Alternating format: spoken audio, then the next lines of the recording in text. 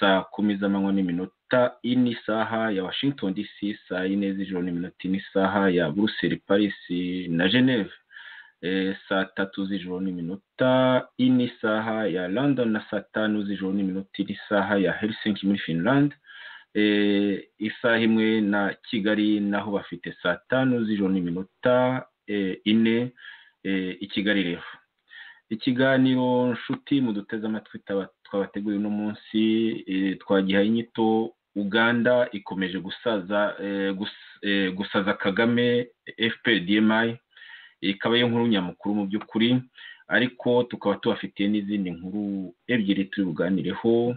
FPDMI mu bucuruzi bucakaraza abanyafurika, African Slave Trade, ikaba ari nayo mpamvu twabatoranyirije iriya ndirimbo yo kwibohora ya Bob Marley. Nitubona akanya turi n'uburebere hamwe n'ibya Zimbabwe uko byarangiye murabizi, ariko se amasomo twabivanamo nayahe? Biba ngombwa nabyo kubisubiramo, umuntu akagira icyo yahanura abatwumva hano kuri radio Ishakwe. Nagira ngo rero tudatinze rwose nshake mpe mikoro umukuru ariwo Dr. Theogene Rudasingwa, muri kumwe nanjye Joseph Ngarambe, nkaba nyine umutumirwa mukuru ari Dr. Theogene Rudasingwa. Nagira ngo rero mufungure mikoro abasuhuze. Muvandimwe Theogene, mikoro irafunguye, nagira ngo niba uriho nyumva usuhuze ari watwumva. Urakoze cyane Joseph, ujya uranyumva? Ndakumva neza cyane. Uraho?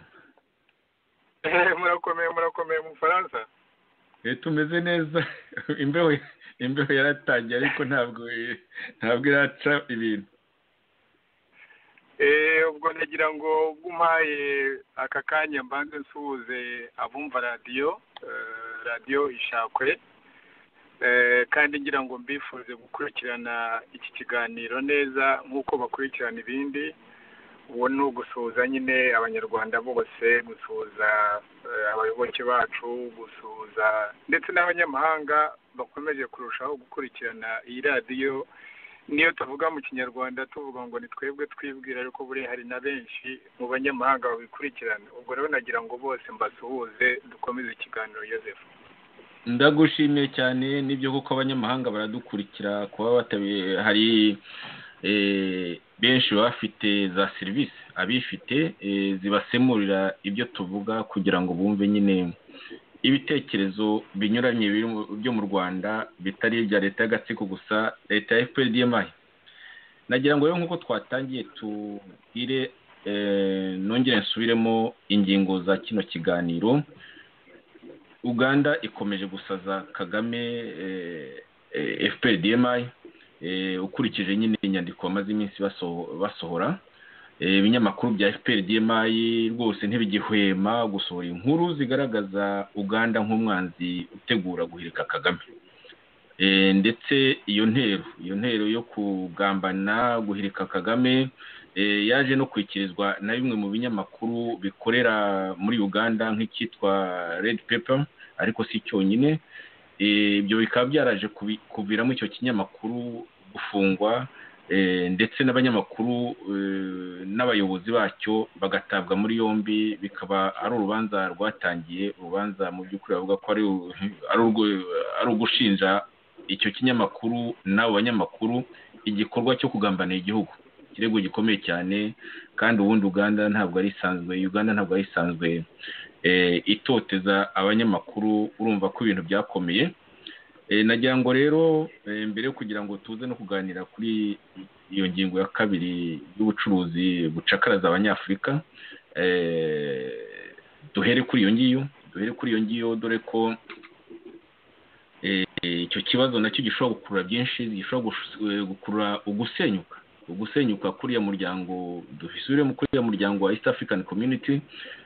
Kandi bikaba bitaba binawe bwa mbere, kuko habayeho umunyagitugu wari muri Uganda witwaga Idi Amin Dada, nawe yageze aho atuma umuryango usenyuka, umara imyaka niba nibuka neza itari munsi y'icumi n'indi kugira ngo wongere gusubira. Nagira ngo rero ufate ijambo, nakurangira nk'ibinyamakuru ubundi ntabwo dukunze kuvuga ibintu bya rushyashya, ariko kubera ko ari cyo kinyamakuru nyine gisa nyine na ba nyiracyo bo muri FPRDMI giteye isoni cy'urukozasoni, kimeze nk'uko mbese za kangura zari zimeze ku gihe cy'ingoma ya MRNDCD. Rushyashya rero niyo imaze iminsi ikongeza, ariko si yo yonyine, ndetse n'ikinyamakuru Igihe yitwa ngo gifite inkomoko muri za university nacyo kimaze iminsi nacyo gishyushya gikora nka rushyashya mu by'ukuri. Nk'ikinyamakuru Rushyashya ku itariki ya 25 z'ukwa ku itariki mpereye ku matariki ya vuba, ejo bundi rwose umusibe ejo cyaranditse kiti Uganda hatahuwe inkambi nshya ikorerwamo imyitozo y'abarwanya leta y'u Rwanda. Uganda hatahuwe inkambi nshya ikorerwamo imyitozo y'abarwanya leta y'u Rwanda. Rongera kuri iyo tariki itabanyamakuru Jean Bosco Gasasira wabaga mu nzu y'abasazi muri Sweden, Kabonero na Didas Gasana b'umuseso bagaruwe Kampala mu bikorwa byo kurwanya u Rwanda. Uyu munsi rwose umusibe ejo. Rushyashya irongera iti yo kuri 23 noneho hashize iminsi 4 iti Uganda abayobozi ba Red Pepper yanditse ku Rwanda bakurikiranyweho kugambanira igihugu. Urumva rero ko mu by'ukuri bakoze ibya Rushyashya, noneho Rushyashya gasa niba tabariza no kuvuga FPRDMI. Nako ni Igihe cyabyanditse ngo si Rushyashya, ni kinyamakuru Igihe nicyo cyabyanditse ku itariki ya 23 z'Ugushyingo. Umuntu simbi bivuga byose ko byanditswe n'ibinyamakuru byinshi cyane. Mbere yaho ku itariki ya 22 ikinyamakuru Igihe nacyo cyari cyanditse nk'ibyo bya Rushyashya neza, kiragira kiti ishurwa ry'imigambi mibisha y'abahunze u Rwanda bari muri Uganda. Ubwo bariho bavuga ko nyine bakayumba Nyamwasa n'abandi bari muri Uganda, ndetse Rushyashya yandika ko na Habyarimana bahari, bari aba General Habyarimana. Urumva ko ni ikintu kimeze nka hysteria cy'ubusazi rwose kigaragara. Nagira ngo rero ufate ijambo. Uganda urahazi neza cyane, Inkotanyi urazizi neza cyane. Nagira ngo ufate ijambo noneho dutangiye kwibaza aho ubwo busazi, aho iyo ndwara mu by'ukuri yo mu mutwe rwose ni ikomeye ya leta y'u Rwanda yikanga ibintu byose, ikikanga nabo banyamakuru ngo bahoze mu nzu z'abasazi, ikikanga bakayumba badahari na gato, ikikanga ba Habyarimana wenda kuko bamwumvise avuga kuri radio. Nagira ngo ufate ijambo nyine ube wagira ikivuga kuri icyo kintu cy'ubusazi gikomeye, ariko gishobora kugira ingaruka zinakomeye haba ku banyarwanda haba hano mu karere. Ijambo ni ryawe muvandimwe Theogene. Joseph, urakoze cyane kumpa ijambo. Uranyumva? Ndakumva neza. Hari indirimbo ya Cecile Kayirebwa twajyaga twumva cyane cyagiye cy'Inkotanyi, ugomba no kubona yizibanza yaravugaga kurata ibyiza by'u Rwanda, akavuga ngo avuge ibihe ngo areke ibihe. Yego, ibintu yes, yari imeze nka national anthem y'Inkotanyi twumva cyane. Na Kagame yarayikundaga cyane iyo yabaga yaduhaye lift tuvuye Kampala dusubiye ku Murindi. Iyo yabaga wabonaga mu modoka ye niyo akunda kumva cyane iyo ndirimbo, abashoferi be babaga bayizi. Ariko rero iyo urebye nyine ibintu biriho mu Rwanda, ibintu by'u Rwanda, ibintu bya Kagame, FPRDMI, uribaza uti se umuntu yavuga ibi akareka ibi? Nk'ukuntu wabivuze koko ni nka hysteria, ni nk'ibisazi. Ariko nagira ngo mvuge ibintu bitatu mu by'ukuri byerekana uko ubutegetsi bumeze naho bugana, utangire no kuri icyo kibazo cya Uganda. Urumva ni nka bya bindi ushobora kuba wakoshereje umuntu, cyangwa se uri umujura wibye ibintu kuva kuri runaka, bagufatiye muri icyo gikorwa cyo kwiba cyangwa se cy'ubugizi bwa nabi, aho kugira ngo abo wakoshereje bakugirire uburakari, wowe ubwawe ukabarusha uburakari. Kandi urabona ko ariyo pattern ya Kagame niyo pattern ya FPRDMI. Bavuga bati Kagame niwe wahaniye indege muri bukubukana bwazamukana wakirukana abambasaderi agakora ibiki agasaza imigeri kandi we Kagame abizi neza ko ikintu nk'icyo ngicyo ari we wagikoze bavuga bati nyamuneka Kagame wayogoje abantu wisha abantu muri Kongo nka biriya bintu bya za mapping report byabaye cyangwa se ibintu bya za Kibeho ibyo bintu byose nta muntu urusha Kagame FPR-DMI gusaza imigeri bagafata n'ibyemezo bikarishye cyane ku bantu bavuga kandi bavuga ayo manyanga bavuga ibyo bikorwa by'ubugizi bwa nabi byo guhemuka atari bo babikoze ariko akabarusha kugira uburakari nawe ku kintu kijyanye na Uganda urabona ntitujye mu ntuza mu by'amateka ariko mu bya vuba uribuka twigeze no gukora ikiganiro hambere ahangaha tuvuga nyine kuri biriya bintu by'abapolisi byo bafashe ndetse n'abariya uriya mu ofisiye nawe wabaga i Kampala ari muri ibyo ngibyo byo gushimuta no kwica abanyarwanda uribuka ukuntu Kagame na FPR-DMI basharije imigeri kuri ibyo ngibyo ibi ngibi bije ibi byo wumva bavuga ngo Kagame ngo Uganda irategura intambara Uganda irashaka kwica Kagame ibyo byose byo bavuga ahubwo mu by'ukuri impamvu Uganda ndetse natwe abanyarwanda bakurikirana iby'iwacu no mu karere ndetse n'abanyamahanga bakurikirana ibintu byose bagomba kurushaho kubyitaho tugomba kurushaho kubyitaho kuko iyo wumvise Kagame FPR-DMI n'izo za rushyashya zabo za DMI zivuga ibintu nk'ibyo ngibyo baba barimo gushakisha uburyo noneho bashobora gukora ibyo barimo kunenga abandi cyangwa se barimo kuvuga ngo abandi bazakora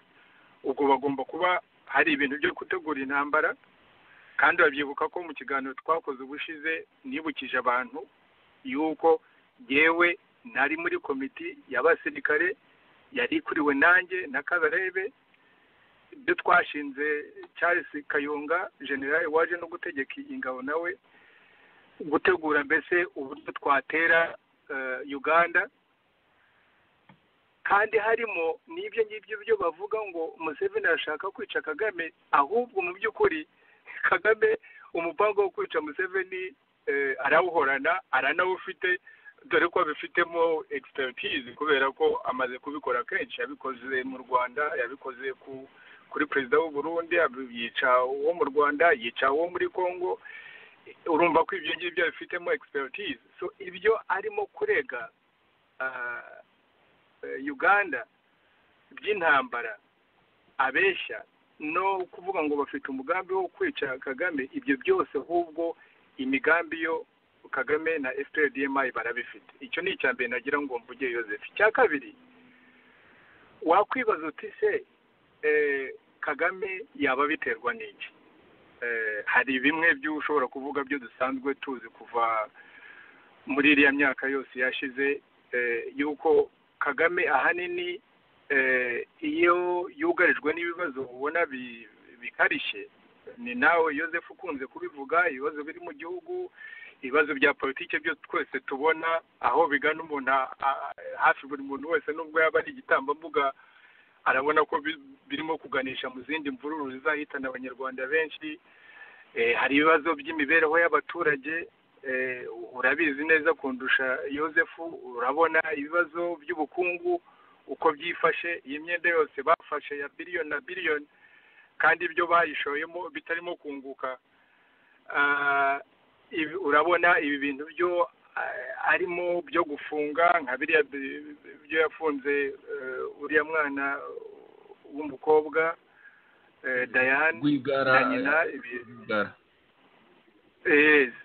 urabona ibi Diane Rwigara urabona ibi byose kandi byose bijya muri press yo hanze mu itangazamakuru ryo hanze bikavugwa kandi bikavugwa mu buryo buri negative ukabona ibi bintu byo gucuruza abanyafurika sinzi wenda ko turibone n'umwanya wo kugera kuri icyo ngicyo urabona ko ibyo byose ari ibintu byerekana yuko Kagame arabona neza yuko afite crise interne afite crise mu gihugu ndani iyo rero ufite ibibazo nka ba dictators bose babayeho, baba nka ba Hitler, baba nka ba Idi Amin, baba nka ba Mobutu, baba nk'abandi bose, iyo ufite ibibazo ugomba gushakisha aho ujya gucura imigambi nk'iriya yo kwerekana ko ntabwo ikibazo kiri iwanjye hano, ahubwo ikibazo dore turagiterwa nande, turagiterwa n'Abagande. Ahambere yavuga ko ikibazo agiterwa n'Abarundi, mbere y'icyo gihe yavuga ko ikibazo agiterwa na Kongo n'Abanyekongo. Muribuka cyagiye cyaza M23 M23, uribuka ukuntu yavugaga Tanzania, aho yagize n'avuga ko mushiki wabo mu minisitiri w'ububanyi n'amahanga avuze ngo Kikwete ntabwo azi gucagua, ngo ntabwo azi ururo n'icyatsi. Uribuka ko na Kagame yavuze ngo zamwigisha ngo isomo atazagira yibagirwa. Buri gihe iyo Kagame afite ibibazo nka biriya biteye kuriya mu gihugu, agomba gushakisha gucura uko abisobanura. Rero Abanyarwanda afasheho ingwate, baba Abatutsi cyangwa ari Abahutu, ni ukubabwira ngo ibibazo byabo birakomoka hanze. Ikindi cya kabiri kandi gikurikira icyo ngicyo ni uko aba mu by'ukuri acura iyo migambi. Icyo ni icya kabiri nagira ngo mvuge. Icya gatatu nagira ngo mvuge kuri ibyo byose ni uko urebye ikintu cyahindutse muri Uganda nicyo kirimo kuzengereza Kagame cyane, kuko iyi myaka yose yashize Kagame Uganda kuko yabayemo maneko mu rwego rwo hejuru, kandi natwe twese nyine bakomotse muri Uganda, urumva ko dufite akarenge, buri muntu wese abazi ko dufite akarenge kurusha uko Museveni n'Abagande bafite ikirenge mu Rwanda. Iyo advantage rero Kagame afite n'amafaranga menshi, ntawe usaba amafaranga yaba arava mu mufuka wa leta, waba ari uwo yitira ngo ni umufuka wa FPR, ibyo byose biba mu mufuka wa Kagame. Uko akoresha amafaranga kugura abantu, gupenetra inzego mu gihugu cya Uganda, cyaba igipolisi, cyaba igisirikare, yaba za intelligence, baba abanyepolitike muri opposition cyangwa se n'abitwa ngo bari muri NRM, mu baturage hariya hose, cyane cyane ahantu hahanye imbibi na Uganda, mu by'ukuri hasa nkaho hategekwa na DMI. Ntabwo mvuga ngo hategekwa mu buryo bwo kubanga ya Uganda, ariko icyo nshaka kwerekana ni uko akoresha amafaranga cyane, mbese gusesera muri sisiteme y'Abagande, mbese no kugerageza kubiba imbuto yo kugira ngo iyo system imukorere aho kuba yakorera Abanyarwanda. Niko byari bimaze imyaka bimeze. Kuba rero Abagande basha nkaho batahuye iyo bipango yose bakikubita agashyi, urabona nibyo birimo gusaza Kagame, kubera ko bisa nkaho basubiye inyuma, bagenda aho DMI yagiye ica hose, bagenda bafunga kandi biracyakomeza. Ibi rero mu bitege amaso ntabwo ari mahire, kubera ko aho bigana ni tutaragera n'ibyo byo gusenya uriya muryango uhuje ibihugu byo mu burasirazuba, East African Community, ahubwo mbere y'icyo gihe mu itegeko muri kariya karere hazaba amakimbirane akomeye cyane, kuko urabona Kagame nta nshuti afite mu Burundi, nta nshuti afite muri Kongo, nta nshuti afite muri Uganda, nta nshuti afite muri Tanzania. Buriya rero arimo kuribwa bya bindi abantu nyine basigaye nabo barafashe bavuga ngo bararibwa, naho araribwa, arimo gushaka ahantu yatangiza intambara, kuko ahora atekereza ko mu mvururu no mu ntambara ariho yungukira. Ni ibyo ngibyo naba mvuze. Joseph, wenda ufite ikibazo aha rwose ubivuze neza cyane. Hari article zindi zasohotse, ni byinshi cyane bihoraho, nta wabirondora byose ngo azabirangize. Hari article ebyiri ngira ngo rwose mvuge nazo, titre zazo gusa zishimangira ibyo maze kuvuga. Zombi zasohotse ku itariki ya 17, nuvuga ko zimaze iminsi 10 gusa. Zisohoka muri Rushyashya, ariko no mu bindi binyamakuru mu by'ukuri bisohokamo. hari aho iyo imwe iragira iti Perezida Museveni, General Kayumba na Kabila nyirabayazana w'intambara ivugwa hagati ya Uganda n'u Rwanda na DRC, harimo n'abafaransa. Iyo niyo titre niko imeze n'indende gutyo. Perezida Museveni, Kayumba, General Kayumba na Kabila nyirabayazana w'intambara ivugwa hagati ya Uganda n'u Rwanda na DR Congo, harimo n'abafaransa. Iyo ni Twitter rya 17. Indi iragira iti Amerika ishobora gukoresha Museveni mu mugambi wo gucamo Kongo Kinshasa ibice. Urumva rero urumva ko bishimangira ibyo uvuga. Ikindi cyo bigaragara ko ngira ngo wumvise n'umujenerali nduva ari witwa Mubarak Mugangahari wigeze kurireba urubyiruko rurangiza amashuri rukabura akazi, arubwira ati muhumure rwose igisirikare cyabaho mutariho kandi tubafitiye ikiraka, tubafitiye ibiraka, aho kubaha akazi nuko bashobora. Ibyo ntibimaze igihe kinini. None urumva ariho ararega ibi bintu babyita accusation miroir, hari terme mu cyongereza sinyibuka nayo irahari. Kurega umuntu wabivuze neza, kurega umuntu mu by'ukuri ibyo wowe witegura gukora, ugatangira ukayimushinja. Urabona rero ngo Amerika, sinzi rero noneho ukuntu noneho bavuga ngo Amerika ngo ishobora gukoresha Museveni mu mugambi wo gucamo Kongo Kinshasa ibice. Amerika nese kuki itakoresha Kagame ahubwo isanzwe ikoresha? Aho ngaho urumva nyine ko nabyo harimo n'ikintu cyo kuba yavuga yuko nyine Amerika itakimureba neza, isigaye yirebera neza Museveni umuntu abicurukuye. Aha ngaha handi wahoze uvuga uti nta gihugu na kimwe bameranye neza muri ibyo bihugu baturanye. Urumva ko yavuze ati perezida, baravuga bati UNDMI, FPDMI, ati Perezida Museveni, General Kayumba na Kabila nyirabayazana w'intambara ivugwa hagati ya Uganda n'u Rwanda na DRC na DR Congo, ngo harimo n'abafaransa. Nyine bisanzwe. Ariko rero nuko ntazanye n'izindi za article n'u Burundi, nuko buri kanya bariho bidoga banavuga ngo nyine bari bamagana Perezida Nkurunziza y'u Burundi. Nabyo ni ibintu bimenyerewe nubwo ntabizanye hano. Sinzi niba wagira ngo wenda ugire akantu wongeraho gatoya nyine aho nashimangiraga ibyo ari umaze kuvuga muri ubwo busesenguzi bwawe. Urumva ikintu ugarazanamo no kuzanamo abafaransa, urabizi neza iyo ni disikuru ya FPDMI kuva muri 1990. Nubwo abafaransa ari wowe ari nanjye benshi muri twe muri analize yacu, ubufaransa bwari ikibazo muri iriya regime ya Habyarimana no mu Banyarwanda. Ariko urabizi neza ibyo kubatwera ngo nibo bakoze genocide ari wowe ari nanjye, ibyo ntitubyemera. Kuba za politiki yabo yarabangamiye Abanyarwanda, nk'ukuntu tuvuga Abanyamerika n'Abongereza muri iki gihe ko politiki yabo ibangamiye Abanyarwanda, cyangwa se muri analize yabo yo ducukumbura mu mateka tukavuga ngo uko Ababiligi bifashe ku kibazo cy'u Rwanda muri za 59 na nyuma ndetse na mbere, igihe bari ku ruhande rw'Abatutsi, hanyuma ingoma zahindura imirishyo bakajya ku ruhande rw'Abahutu, nabo uko babyifashemo. Ayo ni amateka tuvuga nk'uko biri, kuko ari byo twemeje kujya tuvuga. Ariko Kagame kwatura nk'ubu ngubu ibibazo afite, agatangira kuvuga ngo Abanyamerika, kandi aracyabafite inshuti azi ko bamufatiye runini, cyangwa ngo avuge ngo Abafaransa. Ibyo ngibyo ni ukujijisha. Ntabwo aribo barimo gucura ibibazo mu karere cyangwa se gucura ibibazo mu Rwanda, kuko ibyo ngibyo biraterwa na Kagame na FPDMI.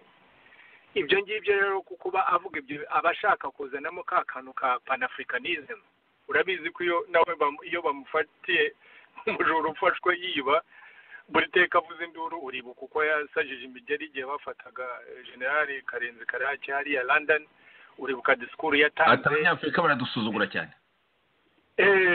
None se utekereza avuga ngo abazungu baradusuzugura, kandi agaca inyuma akajya kubahakwaho kubera ko azi ko ari bo bamufatiye runini, nibo bamuhaye ayo mafaranga, nibo bamushyigikira nyine mu bintu byatumye n'abanyarwanda batabona ubutabera nyakuri, biriya bintu byo kubogama, abishe abatutsi bagakurikiranwa, ariko abishe abahutu kubera ko bari muri leta ntibagire icyo babavugaho, iby'uko abongereza n'abanyamerika babigizemo uruhare, bakibifitemo uruhare, ibyo ngibyo ntitujya tubisha tubivuga ku mugaragaro.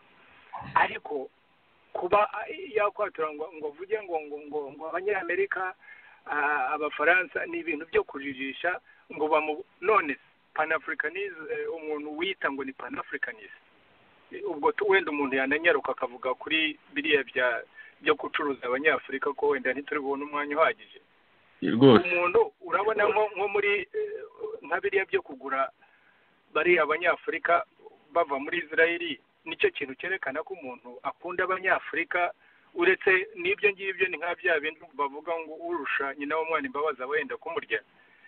Ariko kuba Kagame yagura abanyafurika kuva muri Israel hanyuma agatangira akavuga ngo ni panafricanist atese, akagura ibinyamakuru bimwogeza, bamaze iminsi bavuga ngo yafashe ngo solution pragmatique, mu yandi magambo bose bamwogeza ibyo yaguze mu bintu bya Libya igihe abo bazungu bashaka kuvanaho Gaddafi yari dictator, ibyo ngibyo ntabwo twanabitindaho, ariko Gaddafi unamushyize ku munzani umwe na Kagame ni nka bya bindi bavuga mu cyongereza babyita ngo one eyed man amongst the blind, mbese umuntu ufite ijisho rimwe aba aruta uwahomye amaso abiri. wari kuvuga ngo Gaddafi we afite ijisho rimwe nibura ubagereranyije. ibyo Gaddafi yazize ntabwo yazize ko ahemukira abanyagihugu be, yazize izindi mpamvu ntabwo aribyo turimo kuganiraho uyu munsi. Ariko wibuke ko Kagame ari we munyafurika wanditse bijya muri public ashyigikiye yuko Gaddafi agomba kuvanwaho, agomba kwicwa. Izo nyandiko zirahari kuko yabyanditse, kandi dufite amakuru yuko mu by'ukuri urwo rwandiko abari umudraftingiye ni Tony Blair hamwe n'uyu ambasaderi w'ahangaha wari ambasaderi muri Loni w'abanyamerika witwa Susan Rice. Uwo muntu noneho niwe watanze inkunga yo gusenya Libya, none Libya irimo irashya, akavuga ngo noneho ngo agiye kuramira ngo abo bantu bagurishwa nk'abacakara muri Libya. Uwo ni panafricanist. Nibyo ndavuze rero ngo nk'iya ndirimbo ya Cecile Kayirebwa ngo navuga ibiye nkareka ibiye, kuko ibintu bya Kagame ni ibintu byerekana ahubwo ko ni wa mudikteteri. Turaza kugera wenda sinzi ko turi bubone umwanya wo kuvuga ku bya Zimbabwe, ariko mu buzima bw'umudikteteri abantu bategekesha igitugu barakomeza bagakoresha tactique zimwe, strategies zimwe, bakibagirwa yuko hari igihe za strategies na tactique wakoresheje mu bihe byashize zigeraho ntizikore, zigeraho zikaba zashaje, n'ubwo wakoresha izinga n'iki ibintu bikagucika nk'ukuntu byacitse Mugabe muri iriya drama yabayeho mu cyumweru cya nyuma, kugeza n'aho umunsi yavuyeho yari yatumije inama ya cabinet. Tekereza umuntu kuba atazi environment arimo, ari buveho mu masaha nk'abiri cyangwa atatu, banza hari no mu isaha imwe akavuga ngo yatumije inama ya cabinet. Na Kagame rero urabona ko ari mu cyongereza muri za economy, ngira ngo sinzi uko mubyita mwebwe Joseph, ubundi muri za economy iyo barimo gusesengura ukuntu amakampani abaho akazagera kuri climax akazongera akamanuka kugeza igihe azandundukira, babyita end game strategies. Mbese strategies za mwisho iyo ugerageza mbese guhomahoma wenda ngo noneho nubikora uzarekeraho guhomba ngo wongere wunguke. Urabona ko Kagame nawe ari muri end game strategy. Yes, ari muri end game strategies. Yes, bigaragara cyane. Ahubwo n'ibyo byo kuvuga ngo agiye kwakira impunzi hari article yasohotse muri Al Jazeera ejo ivuga ko muri Loni bavuga yuko bahangayikishijwe n'iyo deal n'iryo cirikanya riri hagati ya Kigali na Israel, bibutsa itegeko yego ko rwose ngo Loni ihangayitse cyane, ihangayikishijwe n'iryo cirikanya. Urumva ko bunga mu byo tuvuga twarabyamaganye rugikubita, hari n'abandi benshi baje kubyamagana, twahise tubyamagana ku kanya tuvuga ko ari gucuruza, ko ari ugucuruza nyine gucakara abanyafurika, ariko n'abandi inyuma yaho ndetse na Loni ndetse na hano mu Bufaransa ho barabihagurukiye cyane, kuko muzi ko hano mu Bufaransa hari n'abirabura bagimaze kujya no mu nzego, ndetse muri assemblée hari umuntu hari umudepite wavuze ati biriya bintu iyo mbibonye rwose uruhu rumva ku mubiri, ati grammaire ikinyarwanda kiragiye, nyogokuru wanjye yambwira yego, ati nyogokuru wanjye yambwira ukuntu nyine rwose ejo bundi ariho bafashe ntuza abambyaraho ingwate, noneho bakabajyana muri Guadeloupe. Ati none ati kubona biriya, ati nari nzi ko ntazongera kubibona, yarabivuze ati rwose, ati nimuhaguruke, ati ndabivuze kuko bibangamiye indangagaciro zacu nk'Abafaransa. Ati ni ibyuho yagize standing ovation, niyo nkuru ivugwa cyane rwose. Abadepite bose bo bakomoka muri za linye zinyuranye barahaguruka mukomera amashyi. Ubu ngubu niwe vedette, ariko yabivuze ababaye cyane, babonaga kandi koko ari ibintu avanye mu mutima we, ababaye bikomeye. Nawe ubwo yaravuga ati naratungwe nanjye sinari nzi ko abantu bibafashe gutyo, ati jye nari ndo ntabaza gusa bisanzwe, atari ko sinari nzi yuko abantu hanagira ngo mve yuko na Perezida Macron yahise avuga ati ngiye kubijyana muri Conseil de Sécurité, none umva ko hatangiye kuzamo no kwibutsa Kagame na Israel yuko ngo convention amasezerano arengera impunzi, asaba ategeka Israel ubwayo bose kugira kurinda impunzi, atari ukuzijyana hirya no hino mu gihugu nk'u Rwanda bakabivuga gutyo rwose. Urumva rero ko ibintu mu by'ukuri wari uvuze uti ari muri end game strategy, n'ibyo ariho akora biragenda bitamuhira cyane. kandi rero no muri ako karere nk'uko ubibonye, aho nabashebuja bakubitamo b'Abanyamerika, agakubitamo Abafaransa, akanavuga ko Abafaransa nuko impungenge zindi anafite nuko Uganda ibanye neza n'Ubufaransa, kuko Ubufaransa nibwo bwaguze n'Abongereza kuzacukura ya peteroli muri Lac ya Edouard. Noneho Abafaransa banatoza igisirikare imwe mu mitwe y'ingabo za Uganda. Ibyo bintu nabyo rushyashya ya FPRDMA ikunze kubyitotomba, byuko nyine abasirikare b'Abafaransa batoza abasirikare bo muri Uganda, kimwe nuko nyine Abafaransa banaguze izo za concession zo gucukura peteroli.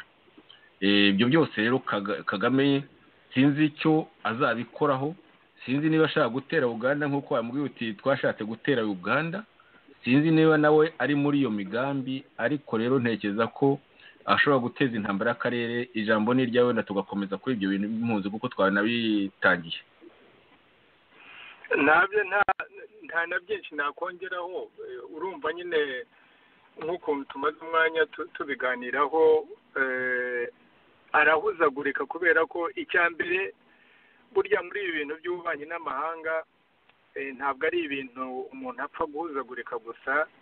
Ubundi uba ukwiriye no kugira abantu b'abajyanama mukorana, umuminisitiri w'ububanyi n'amahanga, ndetse ushobora kuba ari umuntu wanaguhangara wenda mu buryo butagaragara hanze, ariko ushobora kukubwira uti nyamuneka ahangaha reka tubigenze dutya.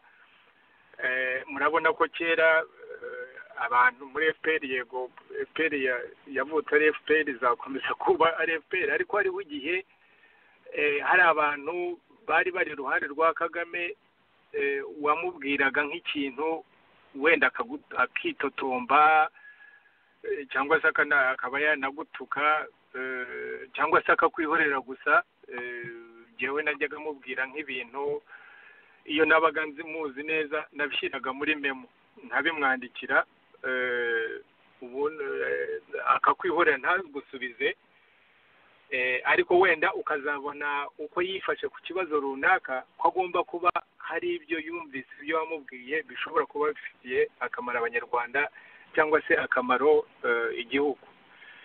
Ibyo rero urabona niba ufite Kabarebe iruhande rwawe, ukaba ufite Jack Nziza iruhande rwawe, ukaba ufite mushiki wabo iruhande rwawe, ahubwo aho kugira ngo babe banamugira inama ahubwo bakiga ya mvugo ye y'ibitutsi yakwituma mu abantu imbwa nabo ukumva mushiki wabo mu gitondo yabyutse arimo gutuka abana bitimbwa.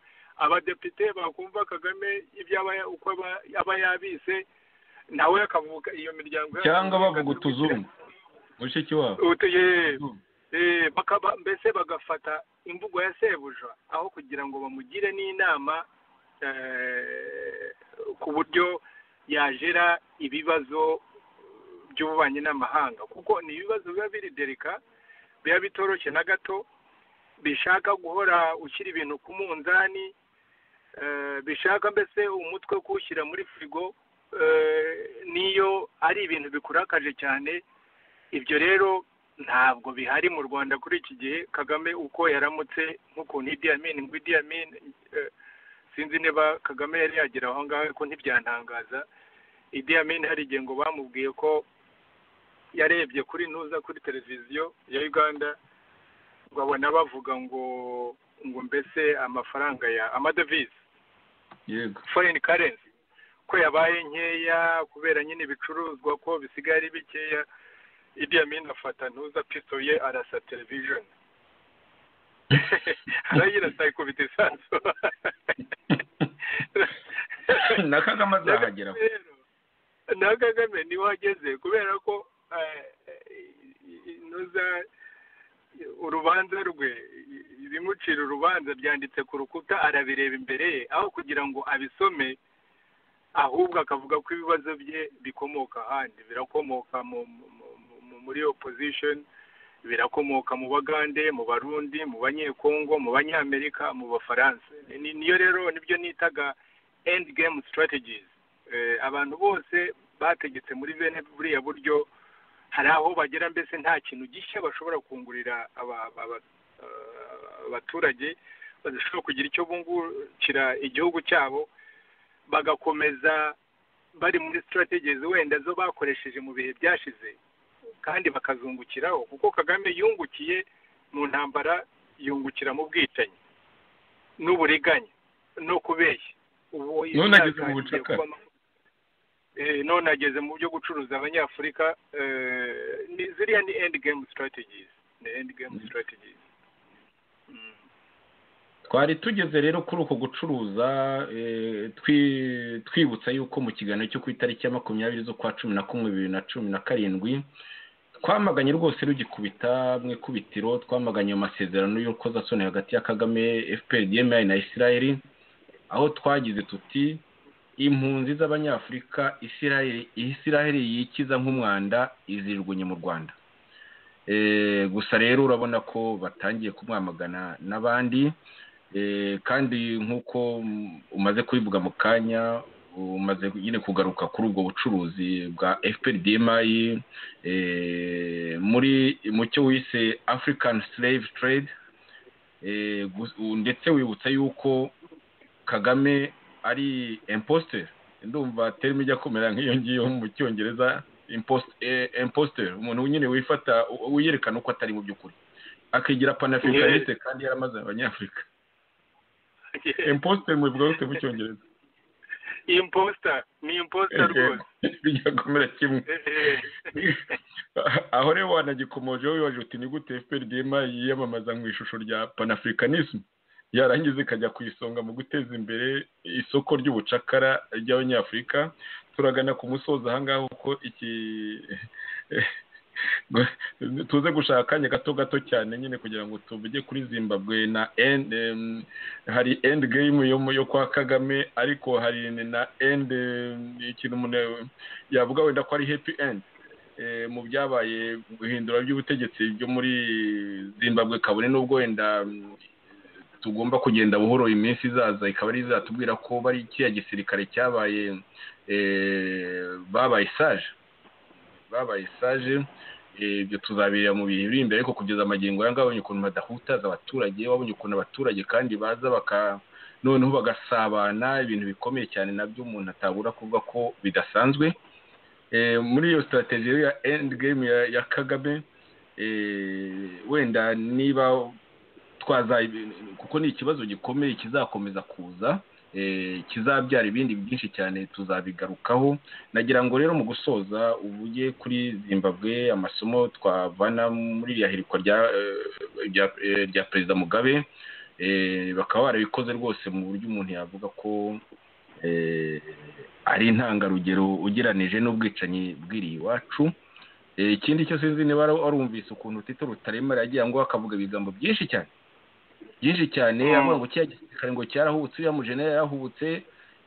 Bigaragara ko bari bafite ubwoba mu by'ukuri, bavuga bati biriya bintu bishobora gutuma n'ibisirikare by'ahandi bibigana, reka tubyamagane. Ijambo ni ryawe. In fact reka wenda bari byo naheraho vuba cyane kuko nta mwanya dufite. Nifuza ko wazategura ikiganiro Yozefu, kuko ni ibintu birimo amasomo akomeye cyane, arimo ndetse mu by'ukuri ukuntu twajyaga tubiganira umwaka ushize urabyibuka, tuvuga uko bene iyi miryango iharanira impinduramatwara mu bihugu uko izamuka n'ukuntu igera igihe mbese igasa nk'iyacyuye igihe, kuko ibi ngibi iyo bigereranyije, kuko namaze igihe ndimo kureba na biriya bya Zimbabwe birimo kuba, narimo gutekereza nyine uko byagendekeye Eritrea, uko byagendekeye Ethiopia, Sudani y'Amajyepfo, ukareba muri Uganda, ukareba mu Burundi, ukareba muri Congo, ukareba Zimbabwe, ukareba Mozambique, ukareba Angola, ndetse ukareba na Afurika y'Epfo. Iyo ubikurikiranye ukabireba mbese nka muvuma, mbese nka film, kuko ibi bintu ntabwo biza byisuka ku bantu gusa, ni ibintu biba bimaze igihe, ni nk'amateka yacu mu Rwanda. Ntababa ngo jenoside ngo yaratugwiriye cyangwa se ngo intambara zaratugwiriye. N'ubu wavuga ati mu Rwanda iyo urebye uko ibintu byifashe, wavuga ngo ejo bundi hazavuka ibintu, akaduruvayo gakomeye cyane gahitana Abanyarwanda. Ntabwo ariwe waba ugateye, ukuntu Kagame akunze kugenza abamubwiye ibintu nk'ibyo ngibyo, abafunga, abo yica, abaheza mu buhunzi. Ariko iyo urebye izo za muvuma zose, buriya hariho za characteristic zihuje, hari naho zigenda zitandukana. So nakwifuza ko twazashaka umwanya, kuko nariteguye ndabifite kugira ngo tuzabiganire. Kandi muri Zimbabwe naho warahabaye, ndumva Kayumba ko wataye ibintu byawe byose ukava muri Zimbabwe ukaza kumureba nyine igihe nabi yahunze. Warahabaye nabyo uzaba ufite ibyo tubwira. Si Uganda gusa abayemo, nako niyo Zimbabwe wayibayemo. Ndumva twakora ikiganiro kuko nzagitegura. Uzagitegure rwose vuba ngaha amaguru mashya kugira ngo tuzakiganireho.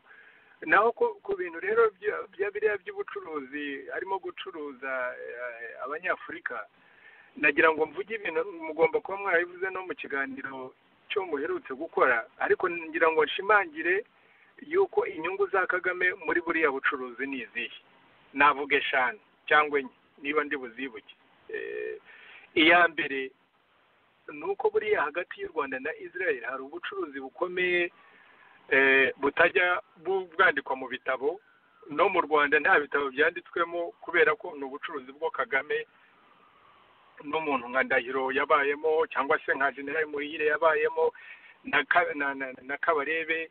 Mbese ni ibintu ntabwo ari n'akazu gusa kuko hari n'akazu mu kazu ku bintu bijyanye rero n'intwaro kugurisha intwaro buriya ni ibintu biba biri classified mu kiti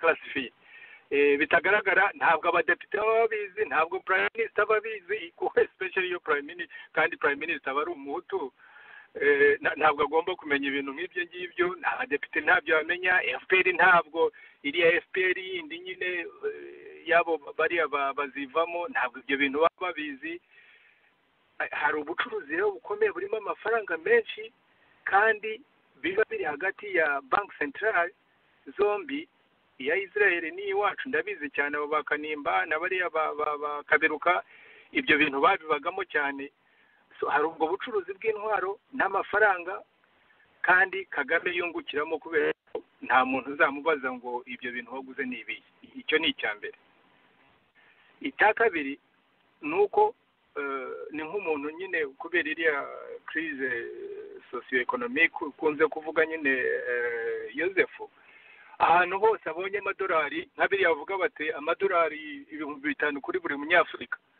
ubwo Kagame aba arimo kubara kandi ayo mafaranga utazabaza ngo parliament hoya aba afite uburyo aba azayajera ni nk'ari yava mu bintu bya peacekeeping icyo ni icya kabiri amafaranga azajya mu mufuka we icya gatatu ni uko buriya hagati ya za intelligence y'u Rwanda mbese DMI hamwe na za intelligence zo hanze aho ngaho baba abakiri muri za intelligence za Israel ari abazivuyemo kuko mu bindi bihugu nyine na Israel hari abantu bajya muri nuza intelligence mu gisirikare bakazakivamo bakajya mu bucuruzi bundi hari rero ubufatanye nabwo mu bintu mbese biri aho ngaho by'umuntu adashobora kumenya hagati y'izo za intelligence cyane cyane ibyo Kagame we aba ashaka kubaka ingufu zo kudestabiliza akarere ibyo ngibyo abatekereza kuko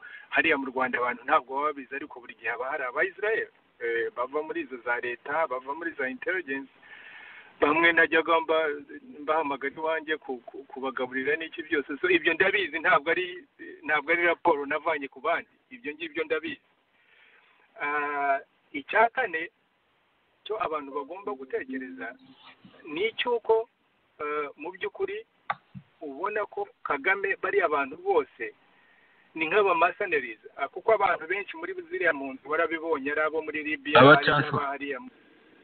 ni abantu bakiri bato abo rero azabagira abacanshuro ubwo arimo gutekereza ukuntu azatera Burundi akareba ukuntu azatera Congo ko azatera Uganda kandi akaba azi yuko abasirikare benshi yego abatutsi nibo ba officers abasirikare basanzwe ni abahutu ariko ubwo abatekereza ati nta wamenya bari abantu rero nta gihamya dufite ariko iyo ushingiye ku myifatire ya Kagame n'ibyo yakoze mu gihe gishize mu bihe byashize wavuga uti bari abantu se ikindi yaba bashakira n'iki kuko nta rukundo bafite n'urw'abanyarwanda ntarwagira ntabwo rero Kagame yakubeshya ngo bari abantu ngo yabagiriye impuhwe ngo yabazanye kubafasha hari icyo kintu cyo kuba abashakira kudestabiliza akarere ikindi rero nuko cya gatanu nuko mu by'ukuri Kagame iyo afite ibibazo bimwugarije nyine nk'ibyo byose twakomeje kuvuga ashaka akantu mbese gashya yita ngo nagashya ngo yakora mbese abantu bakaba bamureba nk'umuntu wakoze mbese igitangaza Pan-Africanist wakemuye ikibazo kizengereza abanyaburayi kizengereza abanyamerika ikibazo cy'impunzi bari abantu bajya mu bihugu byabo urabona ko kibazengereza cyane so ibyo ngibyo nibyo nagira ngo mvuge ku bintu bijyanye na buriya bucuruzi no gushimangira ibyo namwe mwari mwavuze wenda nta gishya muri byo kirahari gishya kuko nk'iyo sirikwi irimo n'abayahudi iyo burya benshi baba babivuga batanabizi wowe uravuga n'ibyo uzi ni ibintu bikomeye cyane ibyo ngibyo ni ibintu bikomeye uba wongeyeho n'ibindi